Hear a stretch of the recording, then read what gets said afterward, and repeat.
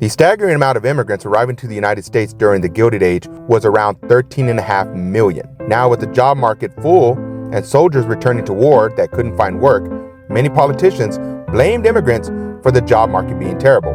The immigrants were also being blamed for issues of rising crime, violence, and changing American culture in a negative way. The people were demanding action. They at least wanted immigrants to assimilate to American culture, and there was a large push to do so. A national effort was done to make immigrants assimilate by having them learn English only. Children and adults were to attend programs after school or at a local YMCA to learn English and learn American culture. Now, this wasn't enough to satisfy nativists.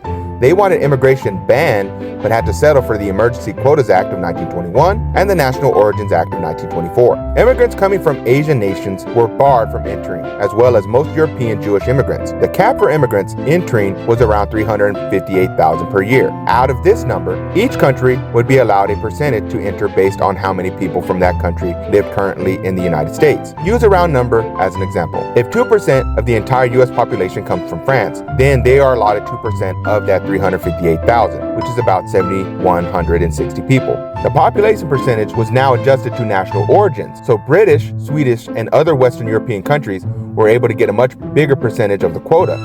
Now, even then, the rise of the KKK was fueled heavily by nativist sentiment. The KKK was able to grow due to the movie Birth of a Nation, along with fueling hate due to the rise of immigrants coming from Catholic backgrounds. They were able to feed off the hate of immigrants and exploited the hateful views many had of immigrants entering the country as undesirables, trash, uneducated, and troublemakers. The KKK grew to large numbers.